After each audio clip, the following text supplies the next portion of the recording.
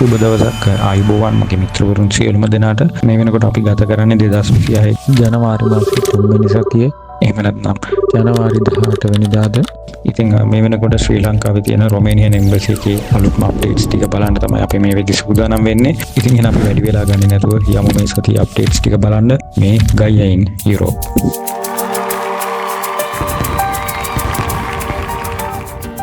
ඉතින් මිත්‍රෝනි ඔයාලා තාමත් මගේ වීඩියෝස් බලන්නේ channel එක subscribe කරලා නැතුව නම් පුංචි ආදරණීය ඉල්ලීමක් තියෙනවා channel එක subscribe කරලාම වීඩියෝස් ටික බලන්න කියලා.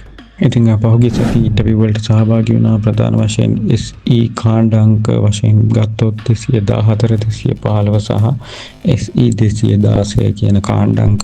ගිය සතියේ ඉන්ටර්විව් වලට දින ලැබුණා SE 221 222 සහ SE 223 කියන කාණ්ඩාංක වලට. ඒ වගේම ලේට් සබ්මිෂන්ස් කීපයකට දින ලැබුණා.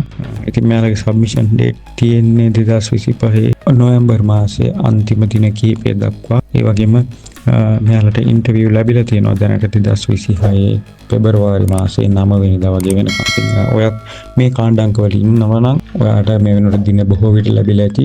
ලැබිලා නැත්නම් කලබල වෙන්න එපා. සමහර විට වගේ ලේට් සබ්මිෂන් එකක් තියෙන්න පුළුවන්. එහෙම නැත්නම් ඔයාට ඉදිරියේදී දින ලැබෙන්න ඉඩ තියෙනවා. පාස්පෝර්ට් කලෙක්ෂන් පැත්තට හරිනොත් පාස්පෝර්ට් කලෙක්ෂන් වලට ඊමේල් ලැබුණා දෙසැම්බර් 4 වෙනිදා වගේ වෙනකම් 2025. ඉන්ටර්විව් ගියපු අයට තමයි මෙහෙම මේල් ලැබිලා තියෙන්නේ.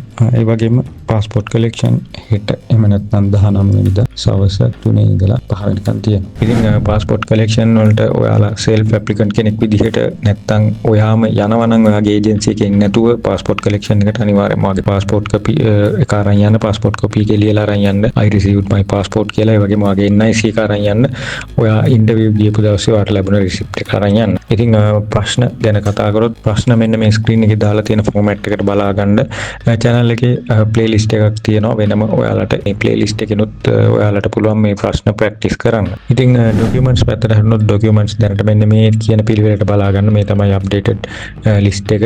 දැනට එම්බසි ඉන්ටර්විව් එකට අවශ්‍ය කරන. ඉතින් ඔයාගේ පාස්පෝර්ට් එක ඉන්ටර්විව් යන දවසේ ඉඳලා ඉස්සරහට අවුරුදු දෙකක්වත් වැලිඩ් පීරියඩ් එක නැත්නම් අලුත් පාස්පෝර්ට් එකක් අරන් යන්න උත්සාහ කරන්න. ඒක ඔයාට ඉදිරියේදී එහෙම නැත්නම් එම්බසි ඉන්ටර්විව් එකේදී ඇතිවෙන ප්‍රශ්න අවම කරගන්න උදව්වක් වෙයි. පොලිස් රිපෝට් මේ වෙනකොට සූදානම්ව අතේ තියෙන්න ඕනේ. SC කාණ්ඩාංක වශයෙන් බැලුවොත් SC 215 216 217 218 219 220 සහ 221 කියන කාණ්ඩාංකයට.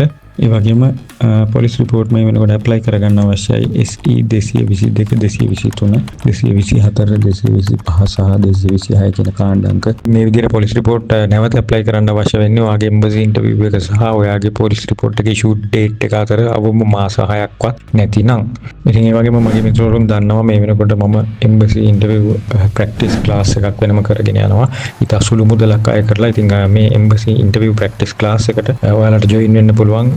ඔයාලට දැනට මගේ channel එකේ තියෙන playlist එක play කරලා එහෙම නැත්නම් free materials පාවිච්චි කරලා ඉන්ටර්විව් එකට ready වෙන්න යම් කිසි අපහසුතාවයක් තියෙනවා නම් පමණක් කැමති කෙනෙක් ඉන්නවා නම් මේ practice class එකට join වෙන්න. ඔයාලගේ agreements work permit ඒ වගේම ඔයාලට මොනවා හරි තියෙන ප්‍රශ්න පුද්ගලිකව යොමු කරලා මාත් එක්ක discuss කරන්න පුළුවන්. ඒ වගේම මේ ඔයාට අවශ්‍ය කරන අත්‍යවශ්‍යම answers ටික හදලා ඔයාට embassy interview එකට practice කරන sessions 4ක් සාමාන්‍යයෙන් කරනවා. ඉතින් මිත්‍රවරුනි ඔයාලට පුළුවන් ඔයාලගේ එහෙම කැමැත්තක් තියෙනවා නම් මේ class එකට join වෙන්නත්. ඉතින් මෙන්න මේ ටික තමයි අප්ඩේට්ස් ටික.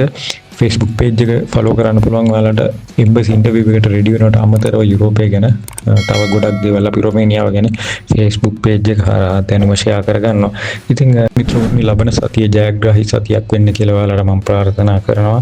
ඉන්ටර්විව් යන්න ඉන්න ඉන්ටර්විව් date බලාපොරොත්තු වෙමින් ඉන්න සහ passport collections බලාපොරොත්තු වෙමින් ඉන්න ඔයාලා හැමෝටම. ඉතින් එහෙනම් මිත්‍රවරුනි ගිහිල්ලා එන්නම් අදට ලබන සතිය ආයෙත් අලුත් වීඩියෝ එකක් එක්ක හමු වෙමු. මම ගයියා ඉන් යුරෝප්. ඔයාලා හැමෝටම ජය වේවා.